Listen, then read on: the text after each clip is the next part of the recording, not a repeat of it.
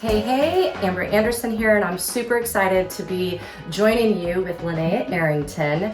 Many of you know I've been with Sotheby's for 14 years in real estate, but prior to that I was a lender for 7 years. And in the mortgage business, I had about 40 loan officers that worked underneath me. I was the broker of a company that we led to be top 5 in the city. I was very proud of that. The only reason I share that with you is because I know a great lender when I see one.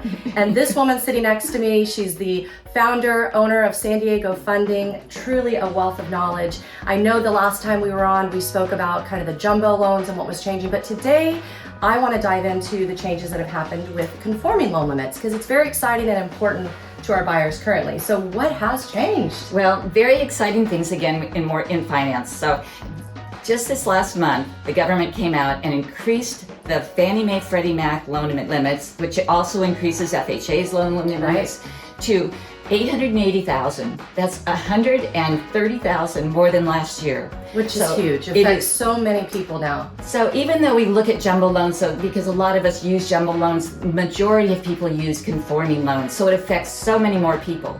And what it does is it gives you the ability to buy a house with less money down, with 5% down. The interest rates are really low on them. The qualifying is easier. You can have lower FICO scores and it doesn't affect your interest rate. I mean, just wonderful things that this product gives you. So it's a wonderful thing for buyers that's going to be available this year with the higher loan amounts. Right, and it's even higher in LA County and Orange County as well. Yes. So good news across the board.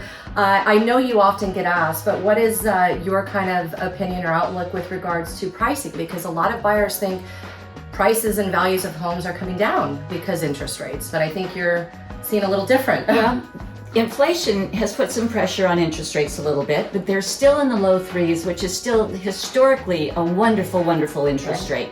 So the interest rate isn't really affecting buyers yet, but buyers are starting to talk about it, thinking that the home sale prices will level off and come down, so they're wanting to wait. I'm telling you, do not wait. What I'm seeing in the market right now is there are more and more buyers and fewer properties. So don't wait to buy. If you think you want to buy this next year, get in the market now, and with the interest rates as low as they're going to be for the year and prices doing nothing but going up as I see it throughout the year. Right, and I know we were talking in terms of kind of some expectations to prepare our buyers or some tips just based on really, I mean, we have such a limited inventory and we're at our lowest of this year. We hit our low in April, we're even lower than that now. But how are you educating your clients to get really, really prepared? Well, I talk to a lot of buyers every day, and what I'm seeing is that they're feeling so much stress because of the bidding up of properties. Right. And buyers that were trying to buy a house last year went out of the market then and now are coming back, and they said they just couldn't take it for much longer because there was so much stress put on them to make a decision immediately. I mean, this is one of the largest purchases of your life, and you're having to make a decision if you want to go up or how much you want to pay in 10 hours, in 15 hours. So what I really think is so important is to get prepared. And I was talking to Amber about it that, a month ago I went to New York to Sotheby's and I went to the auction house and watched an art auction.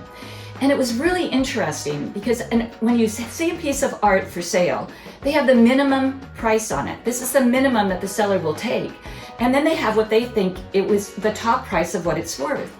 So it gives the buyer the range on what a piece of art will sell for. And I think we need to look at houses the same way right now, because that's really what we're in. We're in an auction when you go in and you see all these bid ups. So when you look at a property and you're getting pre-approved, don't get pre-approved for that entry-level base price the seller's willing to accept. Right. Talk to Amber, find out what she thinks it might sell for, and let's get you pre-approved for that amount, so when you go into this auction, that you are ready for the highest and the lowest, and you're ready and prepared, and it won't be an instant decision. It's the decisions you've thought about, pondered, and made the right decision. Right, you can be in it to win it, as I say. Good. And just being educated and prepared is so critical. Thank you so much for being here. You're such a wealth of knowledge. We'll make sure you have Linnea's contact information. Stay tuned for our next one. Ciao, ciao for now. Hey, thank you so much for making it to the end of this video. If you like what you saw today, be sure to hit that like and subscribe and that bell button. Of course, we've got a great recommendation over here. And of course, be sure to check out this video too. But more than anything, thank you so much for your support. Ciao, ciao for now, and we'll see you soon.